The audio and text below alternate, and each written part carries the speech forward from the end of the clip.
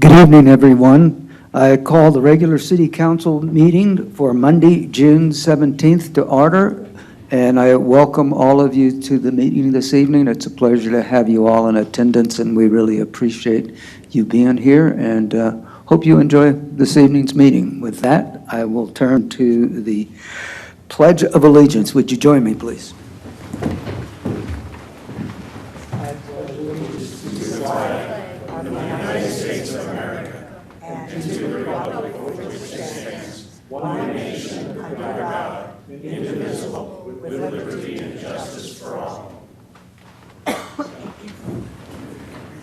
Madam Clerk, roll call, please.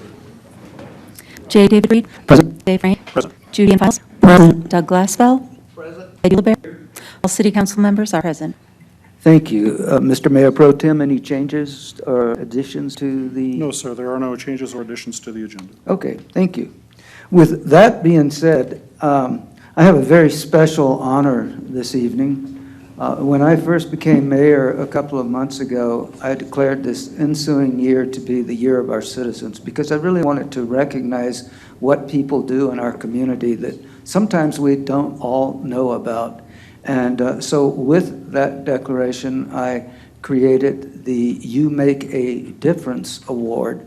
That it's an award that we will honor our citizens with from time to time about contributions that they are sometimes very silently making to the community, but nonetheless they are making contributions to our community, which makes us the greatest community in Colorado. So tonight it's my pleasure to award the first You Make a Difference award, and I'd like to ask Leah Cole to please come forward and join me.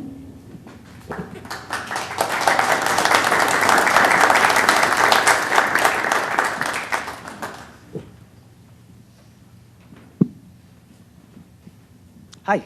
Hi. Thanks for being here. This is just great. I want to say just a few words about Ms. Cole. In 2019, as a newcomer to Montrose, Leah Cole started Mrs. Claus for a Cause after an experience in a grocery store made her aware that some families would have little in terms of food and gifts for the holidays. As a result, a free event is held in December where families can enjoy a day of fun, including photos with Santa, haircuts, face painting, food, cookie, decorating, toys, and new winter coats. As many as 25 Disney characters are on hand to interact with the children. One day each year is dedicated to families with special needs. Leah contributes her time to organize the event, secure donations, and recruit volunteers to ensure all children and families in our community experience joy during the holidays. The event has grown significantly over 4 years. The organization helped over 2,000 people in 2023 and is hoping to assist 3,000 this year. Because of this tremendous and generous service to our children and families, I am pleased to award Leah the first You Make a Difference award. Leah, congratulations.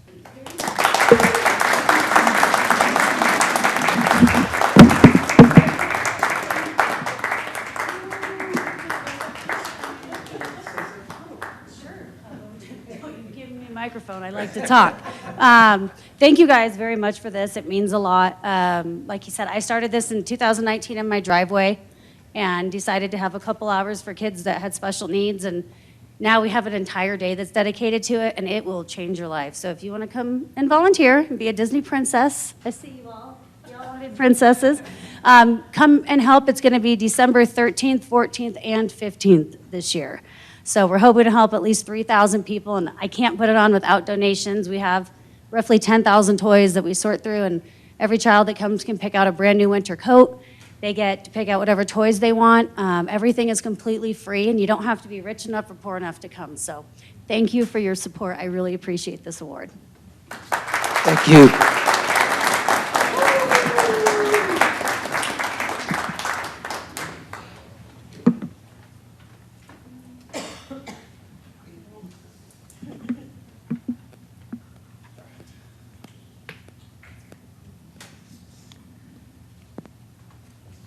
Now, on to the business at hand. The next item on the agenda is the call for public comment for non-agenda items. Each city council, regular city council meeting, we have this time set aside at our meetings where members of the public can come and provide comments to the city council on matters that are not on the agenda for that particular evening. I have something I need to read before we take public comment, but if we're not going to have any public comment, I can forego reading that. So is there anybody here this evening who wishes to make public comment? Good, we can not good. We can dispense with the reading, that's good. But, so the next item on the agenda, item number 7, is the consent agenda. The consent agenda is made up of items that are routine in nature and do not necessarily require council for further discussion by council. But if any member of the council desires to discuss any one of those, they can move to remove that item from the consent agenda. That being said, I would entertain a motion to approve the consent agenda. Mr. Mayor, I don't see anything here about the consent agenda, what's on it. I just, maybe I'm looking. It's on the agenda. Pardon? It's on your agenda, item number 7, A and B. Mr. Mayor, I would move to approve the consent agenda as presented. I'll second that. There's been a motion and a second. All in favor?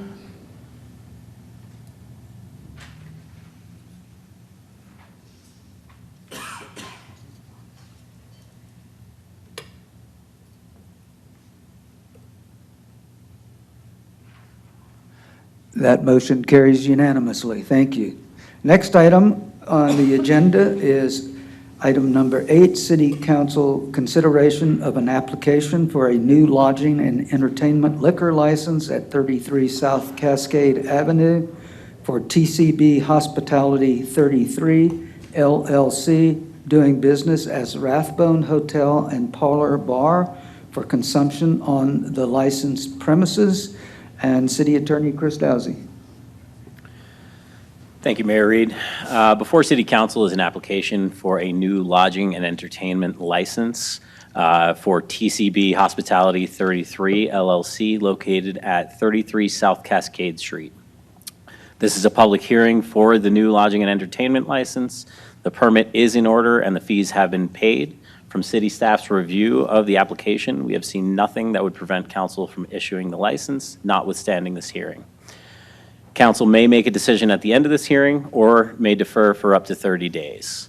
At this time, I will ask the applicant to step forward and introduce themselves to the council and announce their home address for the record. Mr. Mayor, Council, thank you all for having the chance to speak to you all today. My name is Jay Rabel, and I'm one of the principals of TCB Hospitality, who's the operator of the beautiful building directly across from us here in this chamber. 6 weeks of 2 years ago, we took on the enormous task with you all's help of taking that building and making it into something that I think all the citizens and people visiting the town can be really proud of. And this is one of the critical last steps in order to be able to accomplish that vision. Myself, I've come from a 20-plus year background in the bar and restaurant business. I have had 2 other liquor licenses in Telluride going back to the early 2000s. Most recently, I held the liquor license at the Last Dollar Saloon on Main Street, which is a long-tenured saloon of which I had about 20 years of. So I'm familiar with saloons and historic buildings, and certainly we are looking forward to putting together a great coffee and breakfast program in the morning for us and for the citizens of the town, having comfortable outdoor areas and indoor areas for them to sit at and enjoy the great weather. And then in the afternoon, we'll slide into a more, beer, wine, cocktails type program. All of our staff members from ownership all the way down through the nice folks working for us are experienced, tenured tenured people who have a lot of vocational experience in this line of work, both here in Montrose and also in some of the surrounding communities, working at really nice places. So again, we're not taking rookies off the street. Our staff all the way through is going to be people who recognize and, again, are veterans about the importance of quality, safe delivery of alcoholic beverages. Mayor Reed, do you and the councilors wish to examine the petitioner at this point, or would you like me to ask some of the preliminary questions? I think we'll leave it to you, Counselor. Thank you. So state law does require the needs and desires of the neighborhood be considered during this process. We have determined that the neighborhood is the city of Montrose. Do you understand this? Yes, sir. Do you agree with the city being the neighborhood? Yes, sir. Do you believe the needs and desires of the neighborhood are being met, or would this license help meet such needs and desires? Yes, Mr. Dasty, I do believe it'll help the neighborhood and it is a benefit. Thank you. There was a petition that was circulated. The findings of it, there were 112 signatures, of which 110 were, 114 signatures were found. 112 were in favor of the issuance of the liquor license, and 2 were in opposition.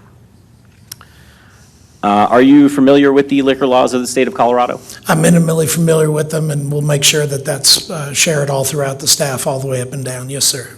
Perfect. How will you stop underage drinking from happening at the Rathbone Hotel and Parlor Bar? It'll get known quickly that we're not a place where somebody underage should try to come. We'll have technology such as ID swipers and things of that nature to help assist. Again, all staff will be trained in the fake ID identification and sort of the different techniques that underage folks might employ to try to, again, acquire something. Again, all these people are coming from other other positions within the industry, so it's not their first time either.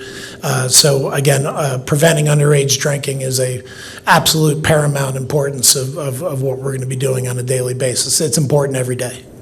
Perfect. Are you familiar with the available liquor law, education, and server training classes for licensees and their employees? I am, Mr. Desi.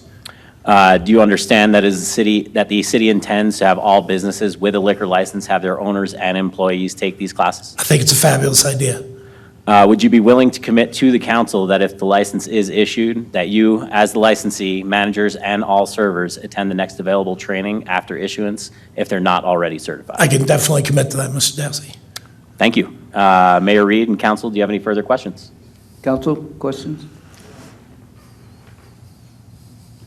No questions. That being the case, I would entertain a motion to approve the liquor license. Mr. Mayor, I move that we approve the liquor license for the TCB Hospitality 33 LLC, doing business as the Rathbone Hotel and Parlor Bar for consumption on the licensed premises. Second. I have a motion and a second. Please vote.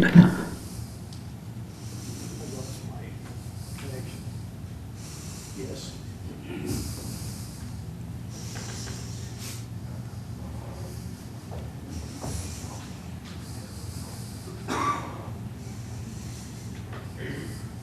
So you verbally voted yes? Yes.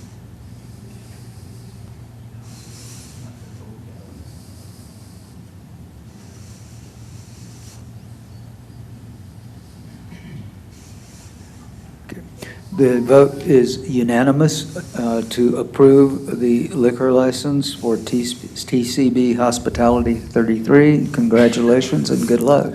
Thanks very much, Mr. Mayor. Thank you very much, council. Thank you very much, Lisa. We really appreciate all the help. You guys have a great night. Thank you. We look forward to seeing you guys open.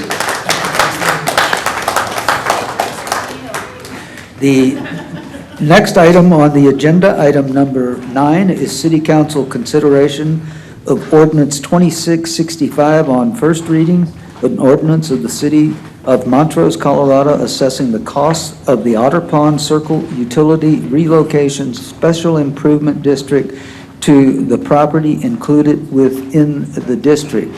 And this being the first reading of the ordinance under the, excuse me, under the city charter, we are required to hold a public hearing at the time of the first reading on an ordinance, so that this evening we will have a public hearing. But first, I'll turn it over to City Attorney Chris Dowsey.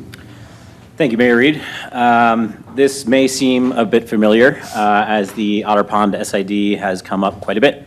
On November 6th, 2023, the idea of creating the Otter Pond Circle Utility Relocation SID was brought before council. On November 14th, council adopted the resolution of intent to create the SID. This was then brought forth again in January, which the ordinance to create the SID was then passed. To this point, everything has been completed to the point where we can assess all dollar amounts. So with that, prior to this meeting, letters were sent out to all 85 lots that are in the Otter Pond HOA. We were given a list from the HOA to send out. We did get a couple bounce back letters. However, we have contacted everyone to this point. The final total for each of the lots is going to be $4,941.10. There are two options that the owners of the parcels may go with. The first is to pay outright over the next, once the final ordinance, if the final ordinance is passed, they have 30 days to come in and pay the balance, where they would get a 2% discount. Thereafter, the second option is going to be annual payments over 20 years with a 4% interest accruing each year. This would be paid through the county assessor to be dispersed to the city through the SID. With that, I'm going to open it to any questions. I know we've discussed this quite a bit. I was not at work session to discuss the final assessments due to flights and the fun that is flying, but I'd be happy to answer any questions. Council? There being no questions, I'll open the hearing and call for public comment. Seeing none, I'll close the hearing and entertain a motion. Mr. Mayor, I make a motion to pass ordinance 2665 on first reading. Second. Been a motion and a second, please vote.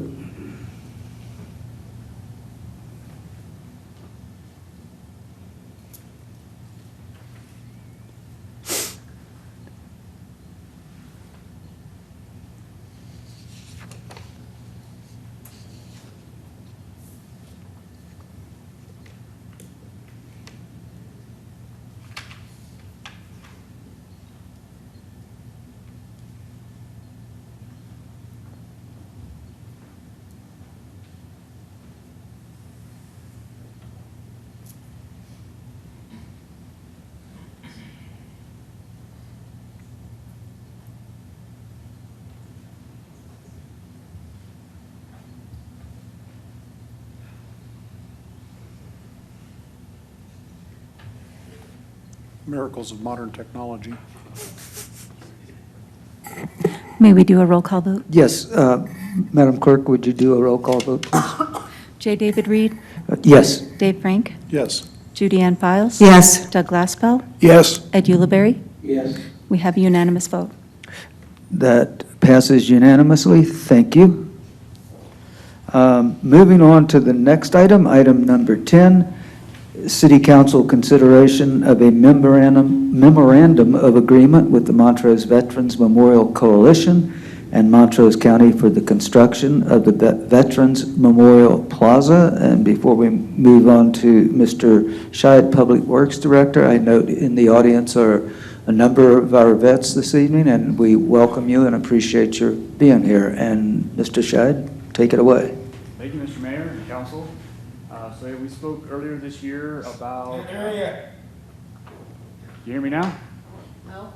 No? Am I being recorded? We spoke earlier this year about establishing an MOA to utilize city property for a Veterans Memorial Project. That MOA has been completed now and is in your packet. This MOA, is that better? Yes. Okay. All right, this MOA we're talking about is with Montrose County and the Montrose Veterans Memorial Coalition, and of course, the city of Montrose. This MOA sets the framework and lists out the sequence for each step throughout the project, obviously beginning with design and completing with final construction. And it's listed out that way to help us stay on course for the project and try to start with step one and obviously finish with the last step. The exhibits within the MOA show the location of the project, which is on city property next to the Montrose Pavilion. And also in the exhibits includes an exhibit that has the general elements of design. So this includes things like sculptures, brick and stone structures, concrete walks with a brick trim, flag displays, seating areas, and a full-size helicopter as being one of the primary parts of the design. And so we'll obviously begin an actual design process that will finalize that design, and it's intended to include all of those elements. And also through design, we'll likely be able to phase the construction, and so we'll create our design in that way that the project could be begun and phased as funding is available, and that way it's not ever left like it's half done. The phasing will allow it to look like each step was planned out, and then also allow it to start if there isn't funding available for the entire project at once. This MOA does not commit the city to funding of the construction of the project at this time. It only states that the city and the county are interested in being a financial partner once the project is far enough along to put a cost estimate to it. So obviously later in design, we'll go through a cost estimating exercise where we can really tell what the cost of the project will be, and then at that time there could be requests for funding to help with the construction portion. And although this MOA does not commit towards the funding of construction, it does, however, commit to the city to hiring consultants for design and cost estimating services. So there would be some cost to the city for those. Those are not specifically budgeted for and may need to be supplemented at the end of the year, although I will say they are going to be relatively small consultants and contracts for that service. And once this is authorized, we would begin immediately. So we would start procuring a design team right away. I would say the timeline is a little bit unknown for the project. We'll keep moving along as quickly as we can. Consultants are kind of hard to find right now, so we'll do our best to keep it moving. And really, once we get design started, that's when we'll know more about the eventual construction. But otherwise, we'll just continue to push forward as quickly as we can. I'd be happy to answer any questions. Council, questions? Not a question, but a clarification for our audience and our members, that we can't agree to spend money until we know how much we're going to spend, which is why he made that clarification, that we don't commit the council to an unknown number, which is why the process is set up the way it is. And I'm just going to say I'm really excited. We've been working hard on this, and I'm really excited to see this come to us. Is there any public comment? Yes, sir. Please come forward and state your name. Good evening. My name is Les Williams. I'm the president of the Montrose Veterans Coalition, and I'm here to thank you for what you've done here, put all three entities together to make this a strength project, and it's going to last forever. I also want to thank the people that are standing behind me and those throughout the community who we have visited with more than one time about the need for this memorial. I just recently returned from the 80th anniversary of the landing in Normandy, and I was amazed at the number of people that were there. Hundreds of thousands of people came for the 80th. Memorials mean something to people, and it was absolutely perfect in my mind. I got to thinking after 3 or 4 evenings, as tired as we were, that Montrose has not seen a Veterans Memorial since 106 years ago, which was the end of World War I. This is time for all of us to get together, get it done as soon as we possibly can in the very best manner. A memorial that everybody visiting it will be proud of. The citizens here and the citizens from all over Colorado. And we think we have that. And that is on the new project satellite picture you all have in your packets here tonight. And we'd like to absolutely say that we are really ready to go. And to work with Jim and to make this thing work, because it's not for us, it's for these guys. Any questions? Thank you. Thank you all. Anyone else wishing to comment? Please come forward and state your name. Hi, my name's Brenda Bafus-Williams, and I'm on the board of directors for the Montrose Botanical Society. And I'm mostly here tonight to listen to the presentation and discussion of the Veterans Memorial Plaza, as it will be immediately to the west of the Botanic Gardens. And it's been a topic of discussion with our liaison to the city, Katie Shore, the Montrose Pavilion manager, as well as Scott Murphy, the engineer, city engineer. And we just have been making the point that we would respectfully request that we be included or just kept in the loop on during the design phase of the project, as it will potentially impact or even provide opportunities as we continue to develop the southern half of the Botanic Gardens. We've been in discussion with DMEA recently about bringing power in to our shed. And we're finally moving forward on that project. So thank you for your consideration, and we really think this is an important project as well. We just kind of want to see if we can make sure it benefits everyone. Thank you. Thank you. Any other public comment? Seeing no further public comment, I'll entertain a motion. Mr. Mayor, I move to approve a memorandum of agreement with the Montrose Veterans Memorial Coalition and Montrose County for the construction of the Veterans Memorial Plaza as presented. Go ahead. I'll second that. There's been a motion in 2 seconds, so with, with that, please vote.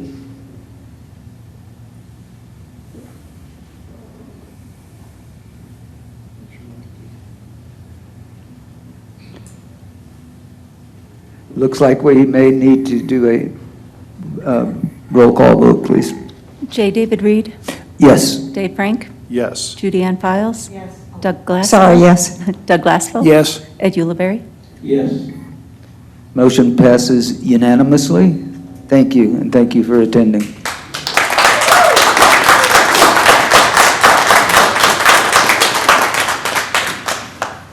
Next item on the agenda is City Council consideration of a lease extension amendment for 514 South First Street, the Straw Hat Farm Market and Kitchen Store. Community Development Specialist, Mr. Christopher Ottinger. Good evening, City Council and members of the public. The item before you this evening is a lease amendment for the city-owned property at 514 South First Street, presently occupied by the Straw Hat Farm Market and Kitchen Store. The amendment would extend the current lease for an additional 5 years for the benefit of the public. I'll give a brief background on the building itself. The property contains a 4,701 square foot building, which was originally constructed in 1935 and has been periodically remodeled since that date. The city of Montrose purchased the property in 2011, and in the March of 2018, the city of Montrose agreed to lease the property to Straw Hat Farm and Market Kitchen Store. The original 2-year lease was renewed in 2020 for an additional 5 years running through February 28th, 2025. Straw Hat has recently been seeking a grant to expand their kitchen facilities and would like to renew their lease early to solidify a longer-term presence at the property. They're requesting a 5-year lease extension that will run through February 28th, 2030. Their lease rate for the extension would remain unchanged at $1,180 per month. In the bracket provided, you'll see the current lease as well as the lease amendment. City staff is recommending the approval of this lease extension that provides stability for Straw Hat and maintains choices for shopping and food in the downtown area. And I'll be happy to entertain any questions. Any questions, council? No questions. Public comment? Anybody wish to comment on this lease agreement? Seeing no one interested in commenting, I will entertain a motion. I'll make a motion to approve the lease extension amendment for 1514 South First Street as presented. Second. There's been a motion and a second. Vote, please. Yep.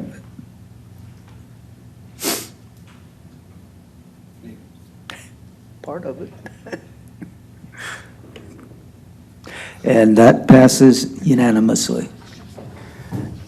The next and final action item on the agenda tonight is City Council consideration of a sole source purchase of one Amwell clarifier gearbox unit for the wastewater treatment plant at a total cost of $58,400. And to present that is Staff Utilities Director David Breeze. Thank you, Mayor and City Council and members of the public. I'm glad to see you sticking around to talk wastewater.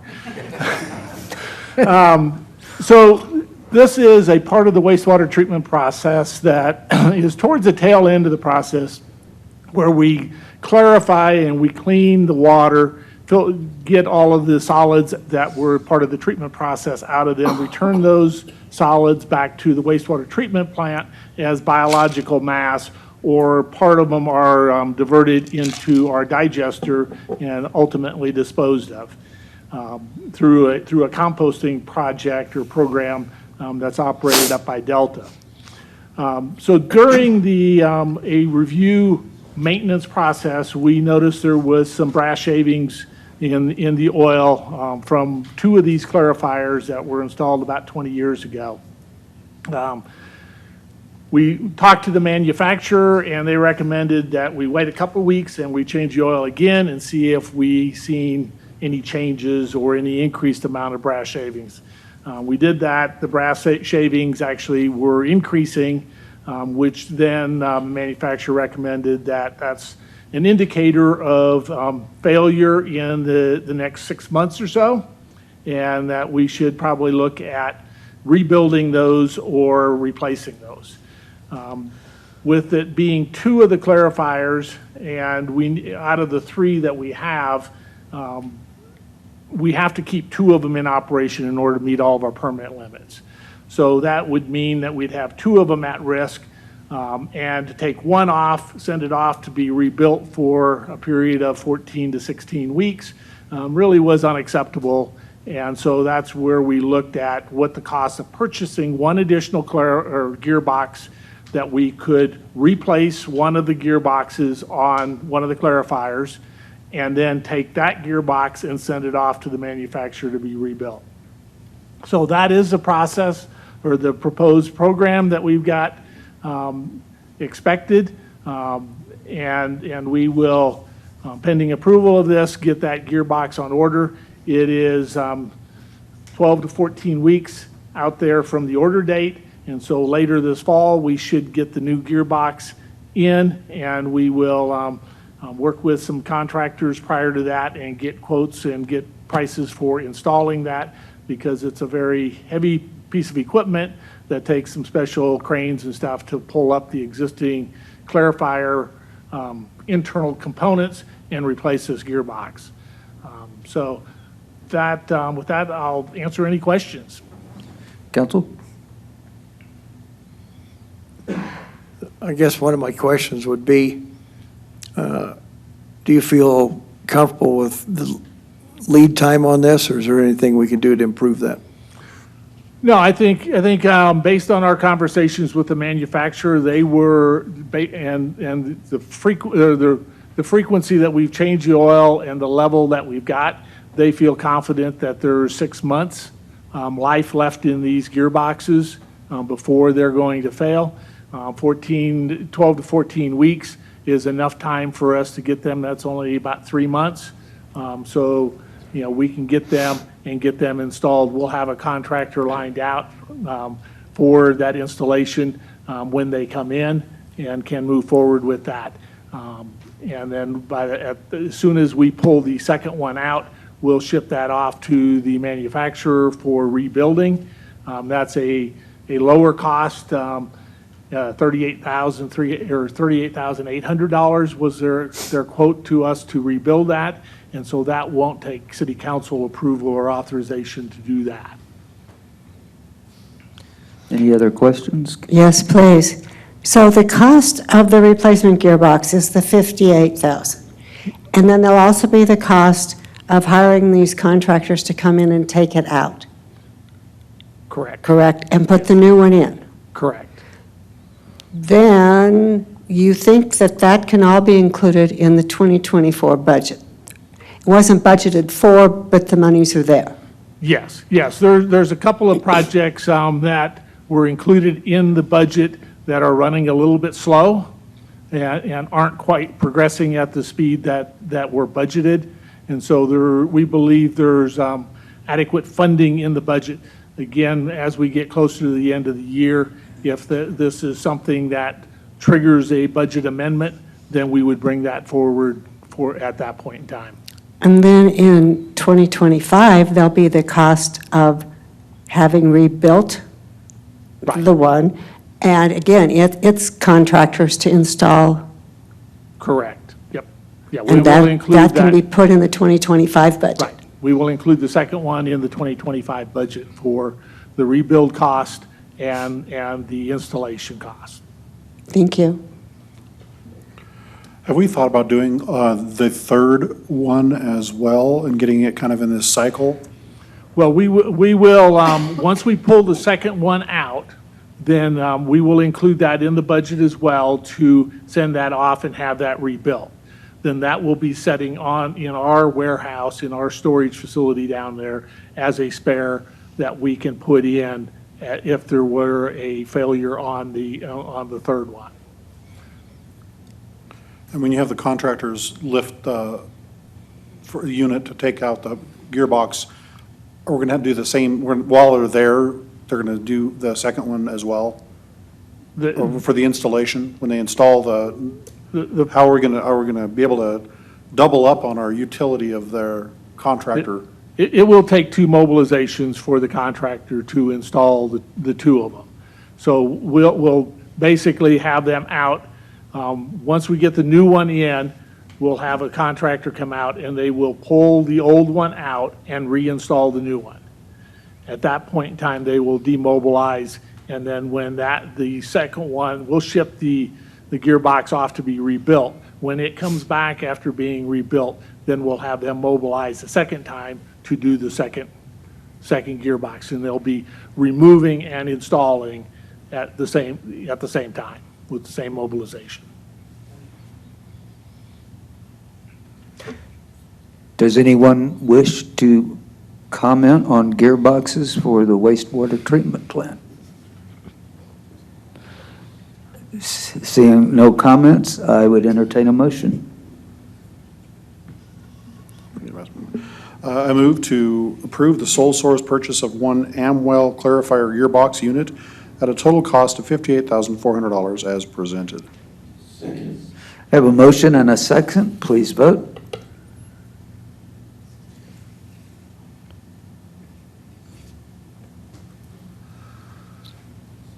And that carries unanimously. And that concludes our action items on tonight's agenda. We'll move to staff reports. The first report is the sales, use, and excise tax report, and that will be presented by sales tax accountant Leanne Whitaker.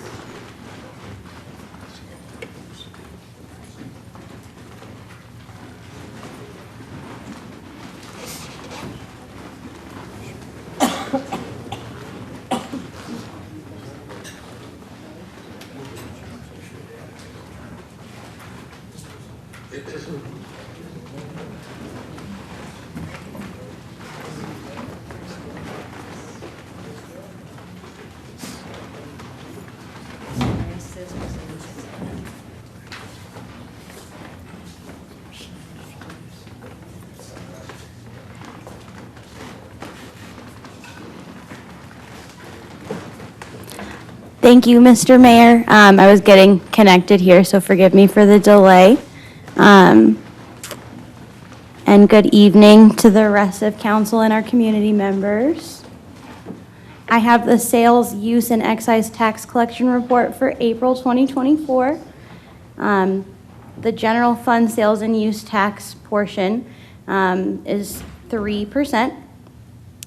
For April, we saw a 7.2% increase in retail sales collection, a 207.2% increase in construction use tax collection, an increase of 33.5% in use and auto use tax collection, with a total collection increase of 10.5%, and that resulted in a positive budget variance of 12.8%. Year-to-date, retail sales collections are up 5.5% or $416,000. Construction use is up 38.4% or $45,000. Use and auto use is up 14.2% or $67,000. Total collections are up 6.5% or $528,000, resulting in a positive budget variance of 7.8% or $621,000. The public safety sales and use taxes, effective January 1st, 2020, the city began collecting an additional 0.58 sales and use tax as approved by the voters on November 5th, 2019. This funding will be used to increase public safety staffing and constructing a new public safety facility. Oops. Retail sales were up 7.3%. Construction use was down 41.8%. Use and auto tax was up 33.5%. Total collections are up 5.4% with a positive budget variance of 9.9%. Year-to-date, retail sales are up 5.7% or $79,000. Construction use is down 30.8% or $17,000. Use and auto use is up 14.2% or $13,000. Total collections are up 4.8% or $77,000 with a positive budget variance of 8.7% or $134,000. The Montrose Recreation District collection, effective June 1st, 2014, the city began collecting an additional 0.3% sales and use tax as approved by the voters on April 1st, 2014. This funding will be used to assist in building a new community recreation center. The portion of sales and use tax to assist with financing the new community recreation center, April we saw an increase of 5.6% with $221,783 collected. Year-to-date, up 4.9% or $40,000 with $866,964 collected so far. Our excise tax, hotel excise tax adds 0.9%, while restaurant excise tax adds 0.8% to the total sales tax rate. In April, we saw an increase in hotel excise of 12%. Restaurant excise is up 9%, with total collections up 9.5% and a positive budget variance of 10.3%. Year-to-date, we've seen an increase of 14.6% or $5,000. Restaurant at 3.4% increase or $7,000. Total collections up 5.2% or $12,000, with a positive budget variance of 8.8%, or $23,000. The portion of retail sales enhancement, in 1990, vendors agreed to give up a portion of their fee to fund this program. This funding promotes retail sales in the city of Montrose, and in April, we saw a 5.4% increase, with 51,433 collected. Year-to-date increase of 5.6%, or 11,000, with a year-to-date collection of 208,047. And that is the end of my data. If anyone has any questions, I'd be happy to take them. Council, any questions? Thank you very much. You're welcome. Thank you. Any other staff wishes to, yes, Chief?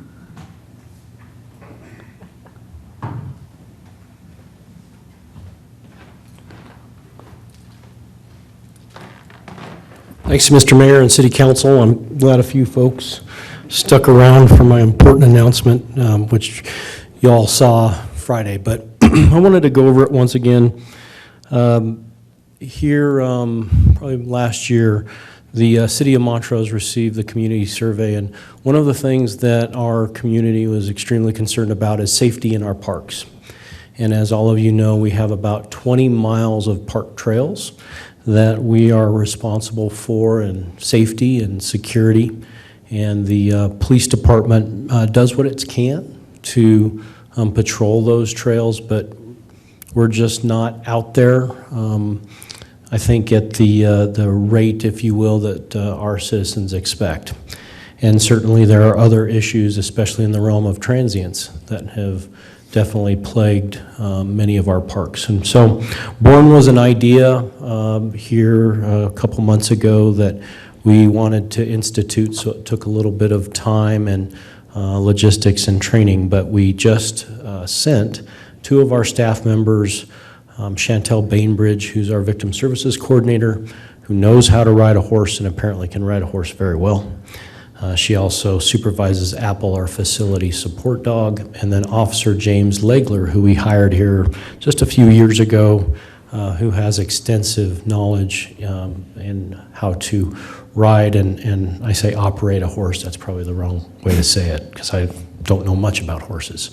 They just graduated from Mounted Patrol Unit School in Colorado Springs, and so officially we are starting a police officer and volunteer citizens mounted patrol unit. And I'm looking at you folks back there. If you've got horses and you want to come ride the parks with us to help look for safety issues, do you have horses? No? Darn it. All right. Well, I tried. So, But they probably have friends that have horses. do you have friends that have horses? There you go. We're on. So this is really, really, I think, it's very exciting for the police department, and I think this is going to be a great program because who doesn't love horses? You know, it's a way that we could make citizens and officers together to help promote security in our parks. These citizens will not be armed, for sure, but they will have a radio, and a horse can get into places that, quite honestly, other apparatus sometimes can't. And so I'd like to just announce this program. You'll see both Officer Legler and Chantel on horseback in Cerise Park on 4th of July. And so we're kind of building momentum for this. And then we will release the application volunteer portion of the process shortly after the 4th of July event with Chris Ottinger's help. Right now we're kind of going through making sure that we have all the specifics for exactly what we need for the volunteer application first, and then some policies and procedures. So more to follow, but this is a really exciting program for the police department and the city. I think it's going to be great. So thank you. Thank you, Chief. I think this, and I know all of council appreciates your implementing this program, and I think it's really going to be helpful to our citizens and encourage them to participate in our trails and our parks without fear. And so that's just wonderful. And I have this vision of the Royal Canadian Mounted Police somehow in my mind, so. I wouldn't go that far, but we'll get something done. You know, I wouldn't go that far either, but it's just going to increase the eyes and ears and our presence. And we all know that when there's more presence, then that deters crime. And so that's what we're after. Well, thank you for implementing this. Appreciate Thank it. Any other staff reports, comments? Mr. Manager, do you have anything? No. Okay. Council? I wanted to apologize for being slow on the consent agenda one. I'm trying to convert from paper to computer, and when I was looking on the computer on the consent agenda, there was nothing to know what happened. I know how efficient our city clerk is, and so it just took me a minute to find the paper that I was trying to get away from, so anyway. No worries, Mr. Ulibarri. Still hold up. No worries. Anything else from? Well, I'll entertain a motion to adjourn then. I'll make a motion to adjourn. We are adjourned.